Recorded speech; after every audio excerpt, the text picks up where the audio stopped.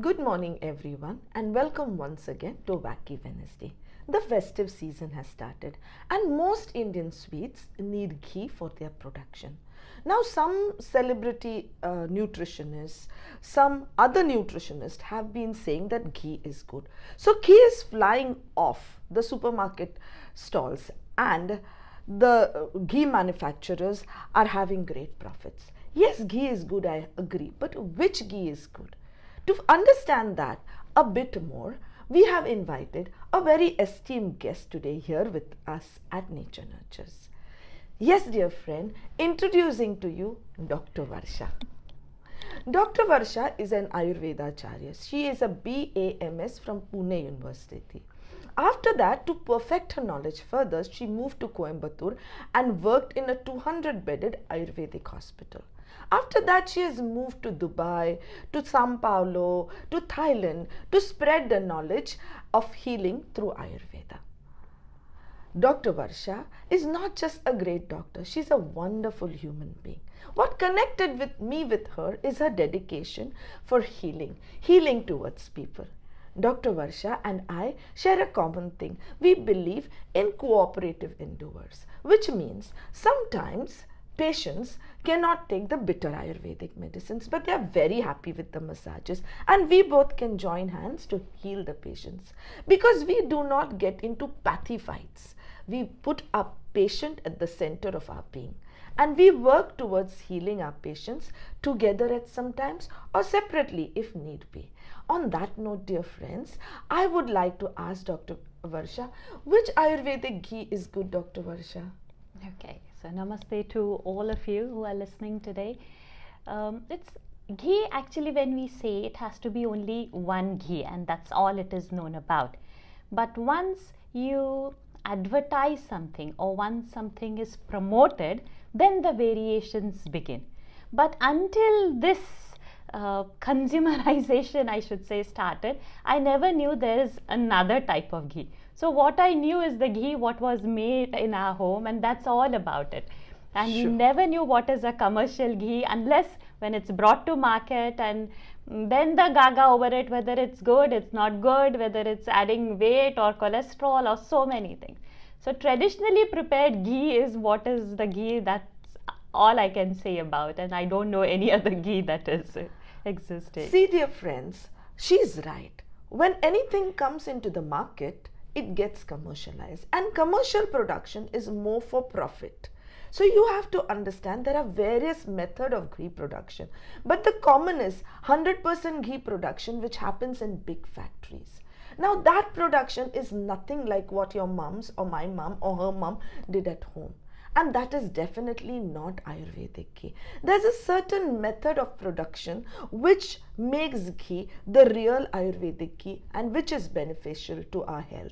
So I would like to ask Dr. Varsha, what are the steps which go in production of a good ghee or a good Ayurvedic ghee? Yes. So when we say it's Ayurvedic ghee, we have to understand this term Ayurveda, and it's not something only remaining to the textbooks or the Vedas. It's something that is integral part of our lives, and how the knowledge has been traditionally actually transformed to us. So in the text or in our tradition, if we have seen, there is a certain process that happens while making a ghee. And in Ayurveda, the word is used as samskara. And the benefit of a samskara is, or the definition of samskara is, it's gunantara dhanam, means it changes its property. So if we say milk is bad and the end product is going to be ghee, then are we going to look through the same lens to the ghee?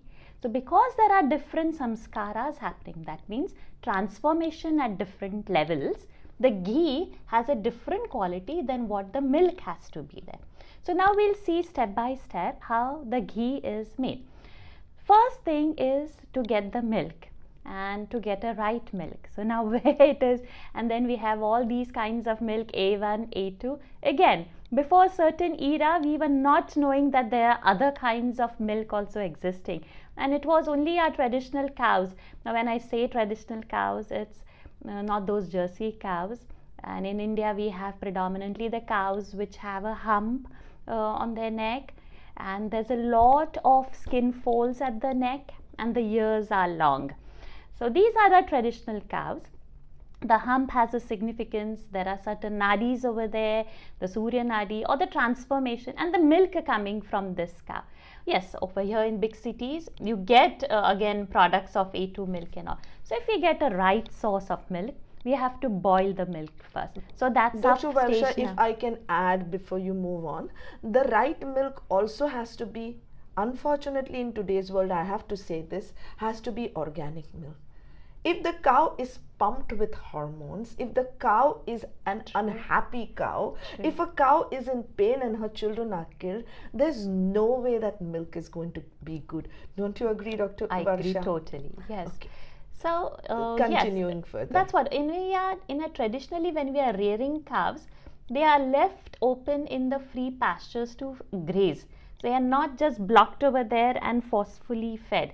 So the freedom of movement enhances the lighter quality in the milk. Yes. That's why these days there are so many lactose intolerant people, because the milk that is coming, it's not going to get digested. So it's not problem with the digestive system, it's what you consume is getting difficult to digest. This is first part.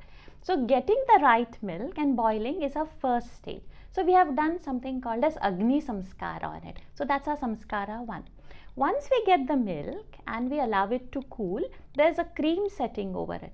Along with that cream and the milk, we put a little bit of yogurt into it and set it aside for about overnight or 8 to 10 hours. So this is the second samskara happening, that you are giving a time. The Kala Samskara has happened.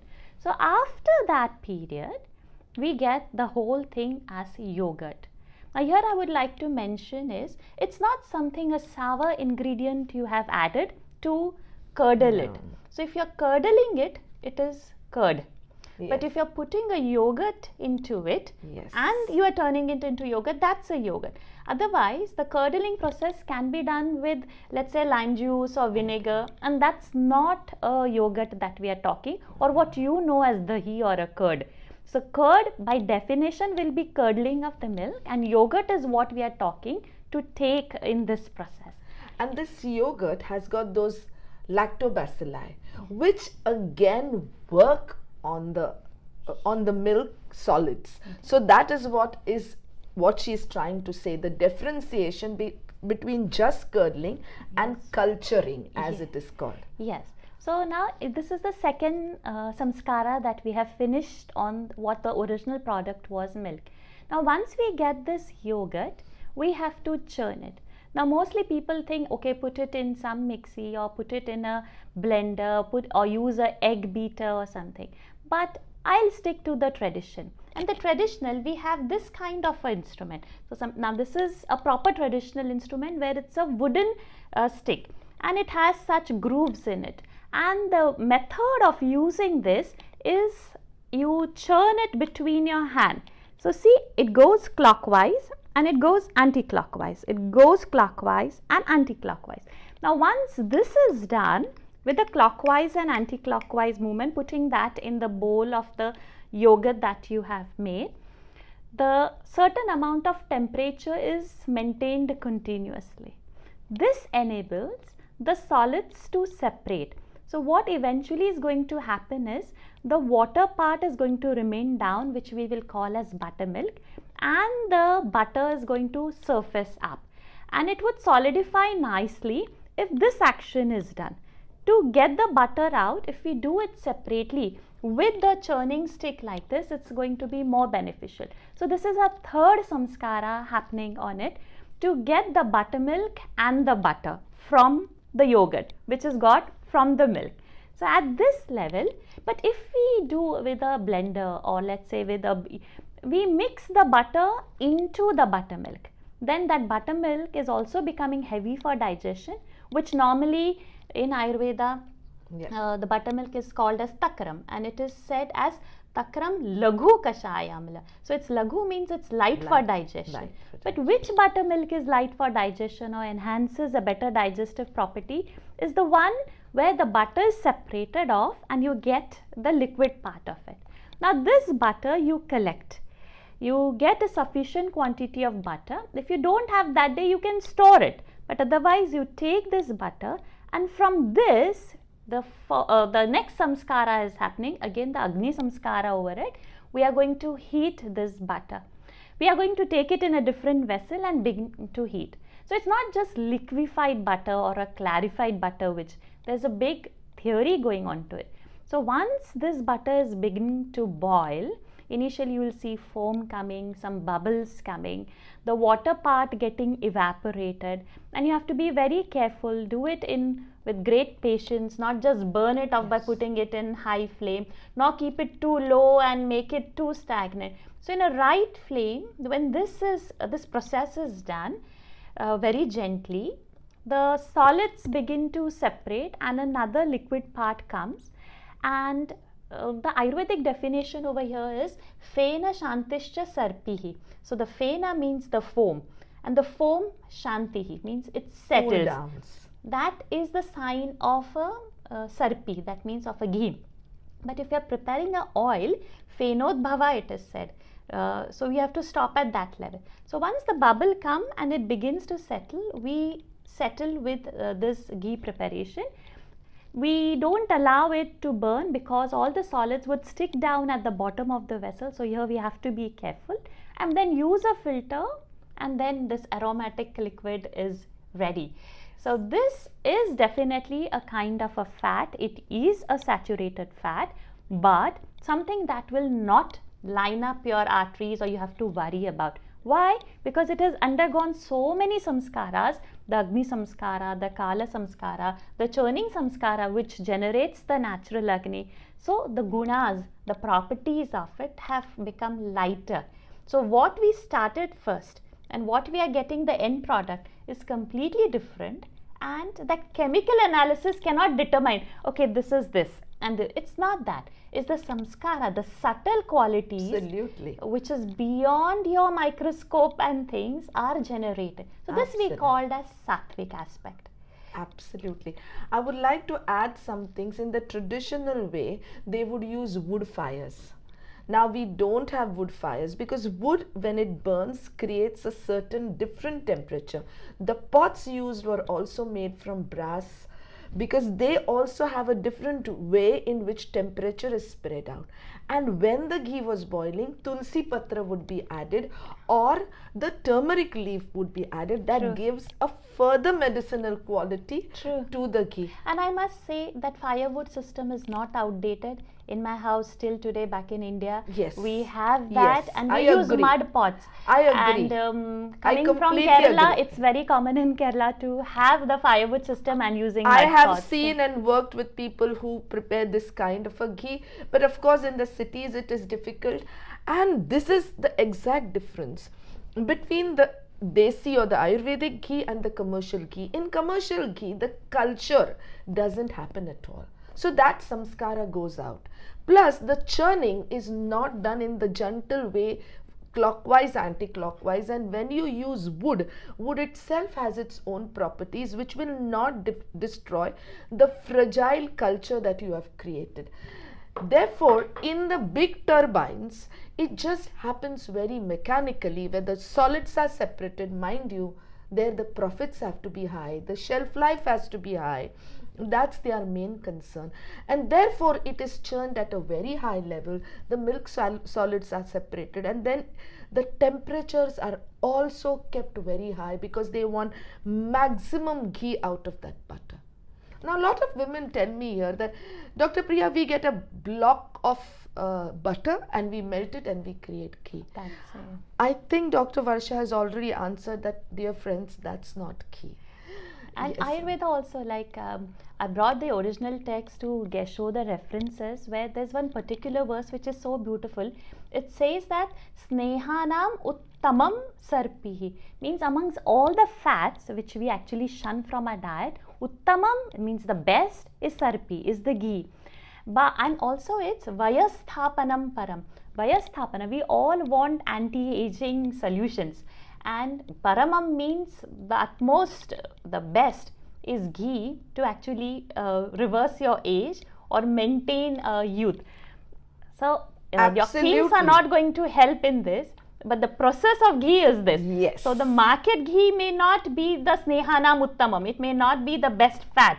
The Agreed. samskara is different. So ghee properties are good, but what ghee will give Yes. you a Vayasthapana effect, anti-aging effect. Yes. Also, there is one verse which I remember just offhand. It says that prashastam or shastam, that means best, what? Dhi, smruti, bala, ayuhu, agni and shukra chakshusham. So dhi means buddhi, that is our intellect.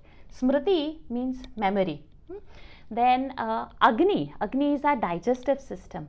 Bala is strength. Ayu is lifespan.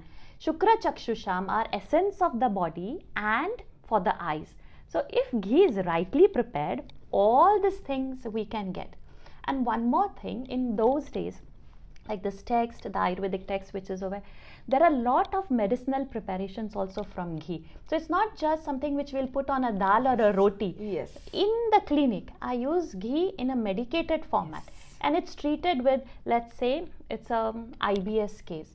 You have a wonderful preparation called as Dadi Madi Ghritam, where pomegranate is used in the preparation of ghee. So at a certain level, when you are melting that butter, you are adding the pomegranate and the essence of that comes. So we just an example of an IBS. Or there Before are certain... we go on to diseases, Dr. Varsha, Yes. since you have brought that in, Yes. a lot of people have this question that I have cholesterol. I mean, not me. People have cholesterol. And they want to know, can they then consume ghee? What is your take on that? Yes, actually, if it's prepared in this fashion, you can have ghee, and there are references. Ohio State has given one study that it helps in reducing the cholesterol. Oh, provided it is made in this, particular manner. Yes. On talking about these various aspects. And there's of one more hitch. We have a bad habit. If somebody says this is good, everybody goes and have only that. That's not the case. Moderation is the way. Yes, that This is what I wanted to ask. This is good, but so because it's good, you can't just hog on it. There is only a certain Yes. place in the diet, and it has to be consumed only in that proportion. Yes. Like if we have a pickle has got that little bit corner in the plate.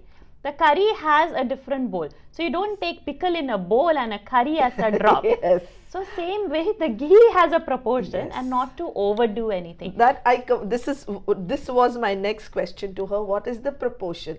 And again, I feel that when people have illnesses, now just because she has said that they have medicated ghee, you cannot buy it and start it. You need to consult a Ayurveda Acharya like her or any other Ayurveda Acharya who has been seeped in that medicine to use medicinal ghees. You cannot randomly buy it Correct. online or off the counter and start consuming it just because you heard it somewhere that it is good for IBS, for whatever. So all this has to be done through an Ayurvedic clinic. Like for instance, Dr. Varsha has been practicing with Ayush Clinic in Singapore for past 4 years. You could always go and consult her, but please don't play around with your health. Health is definitely not copy paste. Don't you agree? Yes, I do completely agree.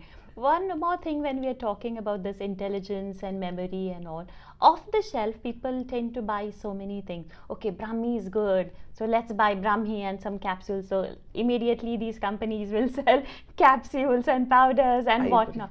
And in the original text, again, Brahmi and all is used in a part of a ghee. And why I'm saying that, look at the depth of the knowledge. Now the theories come to break the blood-brain barrier. The suitable substance is ghee, because only fat solubles can move in and nothing else. There is this barrier that so if we want to reach any medicine for our brain or for our nervous system, the mode of that medicine is to make a ghee out of it and have that medicated ghee. Absolutely. So not just for your day-to-day use or your festive use, but clinically the importance of ghee is so much that to reach the medicine at the place where you are not able to reach, Absolutely. the ghee is a more because of its subtle properties. So if you have to use it for medicinal purposes, consult a doctor. If you wanted to use it for culinary purposes, use it in moderation. Correct. The Indian plate is designed in such a way that there is proper place for proper thing. Do not interchange those places, and don't have it just because somebody has told you it is good. Your Prakruti would be different than somebody else's. What is good for somebody else may not be good for you. So do have some traditional practitioner who can guide you along these lines. On that point, there are some people who ethically do not want to have ghee because they love the cow and don't want to take the ghee from her. So what would you suggest? Or there are some people who for whatever reason don't want to have ghee. What is the next best solution if I would somebody say doesn't that like something similar in property. Yeah. So we call this property as a Shita and a Snigdha. Shita means something having cold in potency, that's Shita. And Snigdha means the unctuousness of it. It gives softness to the body. It's not Ruksha, the opposite of it, that's the roughness of them. So the Shita Snigdha property, which is in the ghee, is similar to that of a coconut oil. So if you don't want a animal base, then you can take a plant based option. But again, it's a oil, it's not a ghee. So the Agni Samskara position that makes ghee lighter may not be that as light, but it's similar. But generally all other cooking oils, they can be Ushna, they can be Ruksha on the effect on the body. But a Shita Snigdha, what is needed, which maintains the body integration, is seen next is in a coconut oil.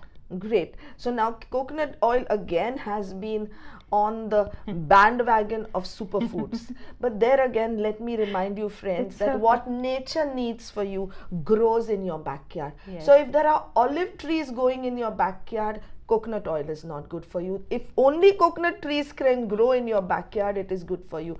Whatever nature wants you to have grows in the region where you live. That is why we say that it is nature's nurturing which is the best nurturing. True, and on that point, let me tell you that don't get into this. There is no competition between TCM, Ayurveda, homeopathy, Unani, Jamu, or even for that matter mainstream medicine.